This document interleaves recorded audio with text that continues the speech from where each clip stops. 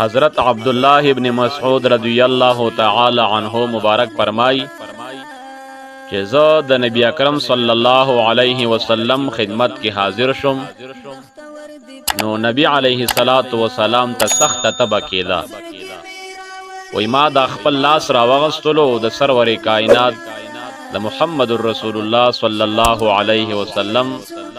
د بدن سره مې ولګولو او عرض می وکړو چې یا رسول الله صلی الله علیه وسلم چې تاسو ته خو سخت تبه کیږي وی نبی کریم صلی الله علیه وسلم مبارک فرمایل او ما تاسو په نسبت د چند تبوی وی ما عرض وکړو چې یا رسول الله صلی الله علیه وسلم نو تاسو ته اجر هم د چند ملاویږي وی نبی کریم صلی الله علیه وسلم فرمایل او ما تبا دو چند اجر ملاوی او بیا نبی کریم علیہ السلام فرمایل په هغه ذات می دی قسم وی د چا په قبضه کې چې زما ساده چې زمکه باندې چې کله مسلمان ته د بیماری و غیره تکلیف ورسی نو د هغه ګناهونه داسې اوریږي لکه د ونو نه پاڼې څنګه راغورځيږي کوم انسان ته چې تکلیف ورسیږي بیماری ورته ورسیږي دغه انسان دا گناهونه داسې رجیږي لکه څرنګه چې د ونې نه د پاڼې را رجیږي نبی کریم علیه السلام مبارک فرمایل د حدیث مطلب او مقصد دا شو چې کله انسان بیمار شي تکلیف ورته راشي نو دا تکلیف او دا مصیبت او دا امتحان من جانب الله دا د الله جل جلاله د جانب نوي په دغه تکلیف او دغه مصیبت او دغه بیماری باندې الله جل جلاله انسان ته اجر ورکړي دغه شان سعید بن وهب رحمت الله علیه وای چې حضرت سلمان فارسی رضی الله تعالی عنه سره د هغوی یو دوست لاړم نو حضرت سلمان رضی الله تعالی عنه هغه ته ویل چې الله تعالی کله خپل مؤمن بندا پس آفت کې مبتلا کړي او بیا عافیت ورته ورکړي نو دا د هغه مخکینی ګناهونو کفاره او آینده د پاره معافی ذریعہ جوړ شي سبحان الله چې کله بندا پس مصیبت کې مبتلا کړي الله تعالی او بیا ورته عافیت ورکړي نو ربی کریم په دغه ابتلا باندې او په دغه امتحان او مصیبت باندې ربی کریم دغه انسان ته گناهونه معاف کړي او آینده د پاره معافی ذریعہ جوړ شي نو عرض مدا کولو چې کله انسان بیمار شي تبه پی راشي یا پی بل درد راشي یا مصیبت تکلیف بیماری پی راشي نو په دغه باندې د صبر کوي دا د الله جل جلاله د جانب نه بعض خلک داسې وي چې کله بیمار شي تبه پی راشي یا په سر باندې درد راشي یا ورته بل څه مرض را پیښ شي نو بیا هغه ډیر غمجن وي او داسې کلمات د خلې نه وځي چې هغه ټول مخلوق په هغې باندې خبر کړي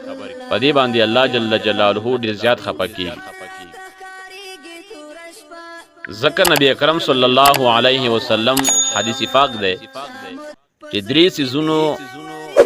درې سیزونه د خیر د خزانو نه دي یو بیماری پټول کم انسان چې بیمار شي هغه پټه کې خلکو ته ښکارا نه کی نو دا د خیر د خزانو نه ده دویم صدقه پټه ورکول او دریم چې کم دی مصیبت پټول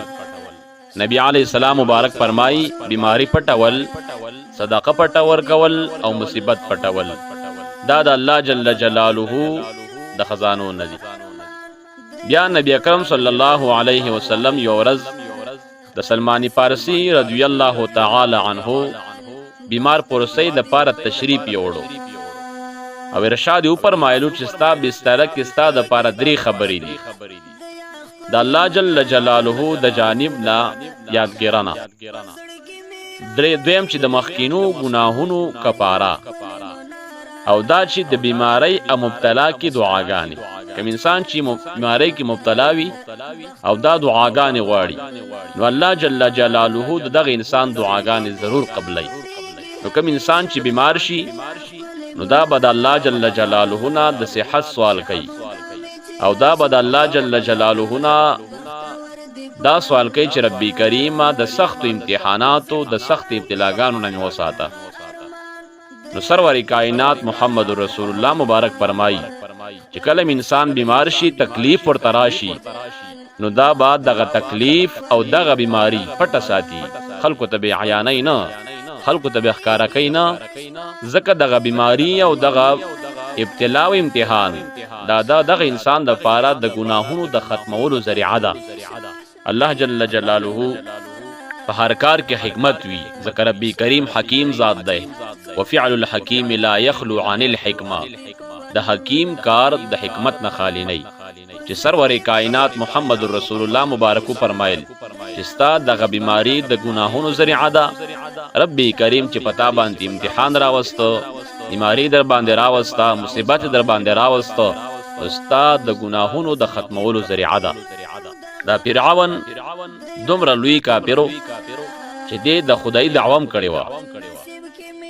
خو بیا تواریخو کې دا خبره ذکر ده چې فرعون په سر باندې درد نو راغله.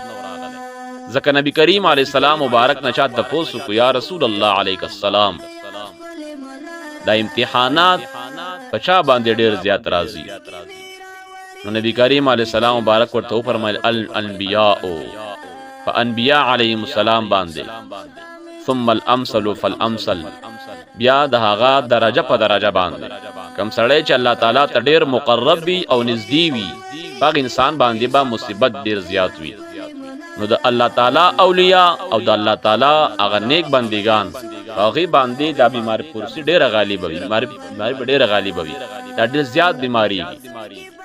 نو دا وجه دا وی چې دا الله تعالی ته مقرب وي، دا هغه انسانان دي چې ربي کریم ته مقرب دي. الله جل جلاله دې مونږ او تاسو ته دا توفیق را په نصیب کی چې الله جل جلاله په هغه قضا باندې د ربي کریم په تقسیم باندې مونږ او تاسو راضي اوسئ. چې کلم تاسو بیمار شي یا مونږه بیماری ګوا مونږ به دا پښړه کې راولو چې ربا جل جلاله کا دستا د جانب نه دا په دې باندې مونږ راضي یو. که بیماری وی که بل سے امتحان وی نو دا د ربی کریم یو تقسیم دی. چاته بیماری ورکی څوک په امتحان کې مبتلا کړي، چاته صحت ورکی، چاته علم ورکی، چاته رزق ورکی، چاته اولاد ورکی، چاته حسن ورکی، چاته جمال ورکی، چاته عقل ورکی. دا د ربی کریم تقسیمات دي. د ربی کریم په تقسیمات باندې راضي کېدل دا د ایمان علامه ده، د مؤمن علامه ده. ربی کریم دې مونږ او تاسو داسې سخت مصیبتونو نه وساتي.